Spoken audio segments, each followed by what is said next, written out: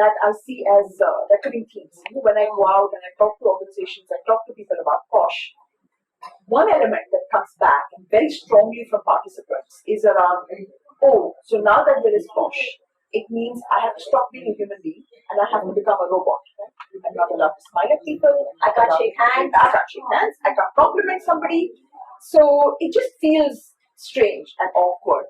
I don't know if you're seeing anything like that. Yes. They hear them asking that question, and a lot of men specifically come and ask that. And I always tell them, whenever you enter into a context, specifically an organizational context, and it is not just organizational, even if it is three of us sitting and having tea, there are certain behavioral parameters that you have to adhere to. I can't just be saying whatever I want. I still remember one organization I stepped into, and they had a poster right at the reception. I found it very interesting, where they said, if you woke up on the wrong side of the bed and you are in a bad mood, leave that mood right outside this door before you enter into the organization. So there are behavioral parameters, and the POSH Act is adding to it and saying that any behavior that might have a sexual connotation, leave it outside. It does not have a place in the professional organizational context. And that is necessary, because as we hear from a lot of participants, similarly, after the session they come back and say, I hear these jokes.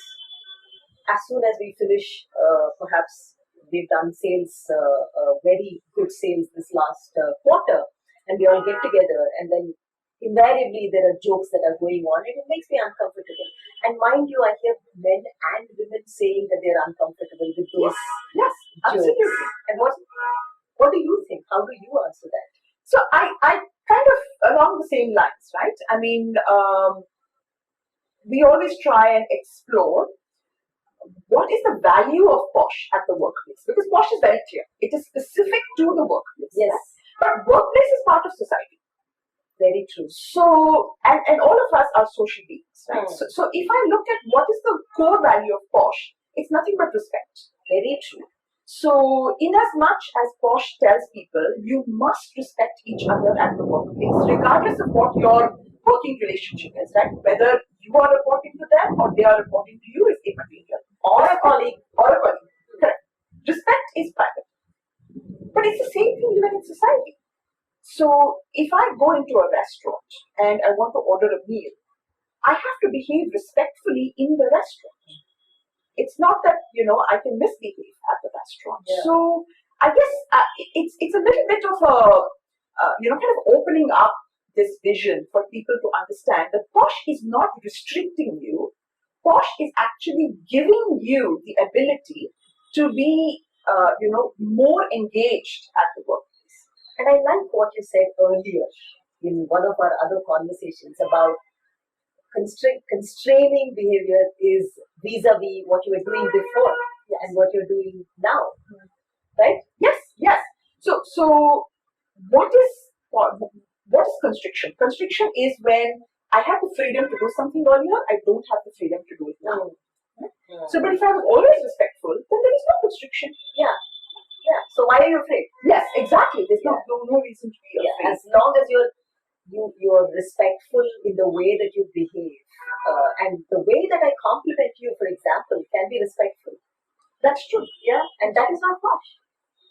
Right? That's a good point. Yeah. That's a good point. And that's kind of, it leads me very nicely into the second question that I had for you. And again, this is something that I'm seeing, which is from the organization's perspective, right? The concern is, oh gosh, if we go out and then we, train people in POSH and we do all of these awareness sessions, will we open Pandora's box, right? Will we end up in a situation where 100 people attend the session, everybody leaves the room, and 80 of them go out and register a complaint? In which case, am I, the organization, unnecessarily creating a bad situation for myself? Yes, I do see organizations feeling afraid, and it's a little sad that sometimes I hear some people saying that, oh no, we don't want to get into this at all, which is very dangerous. It is very dangerous, and I ask them this question. If something is happening within your organization, is it safer for it to come up to your IC where you investigated, the larger, there are two other options. The second thing is that the woman can actually go to the police station and file an inquiry there. She has that option, yes, which can be much, much more riskier for you. But the third option of the She-Box portal that the government has put up, where any woman can go up and lodge a complaint in that online portal. And the ministry is going to be monitoring it, sending the complaint back to your organization and monitoring the whole process, which is more risky. The fact remains that the moment you do the first round of training programs, there will be a rash of cases that will come up. So prepare yourself for it. Begin with doing an IC training, equip your IC, build a culture where people understand what is sexual harassment, and ensure that the cases that come up are dealt with in a way that builds confidence in the organization. And you're safe. You're far more safer than not doing what the law is mandating you to do, and having some of them go out of your organization.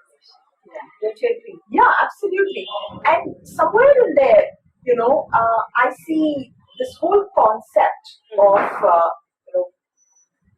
encouraging people to express their discomfort. Right? In this case, we're talking about POSH, so discomfort with sexual harassment at the workplace. So you encourage them to express their discomfort, and it actually leads into this very wonderful energy at the leadership level, because they become more inclusive. So true, right? And they understand that in the 21st century, if you want to be seen as a leader, you have to have the ability to inculcate trust in people who are not like you, because the workplace is diverse. So, right? That's a given.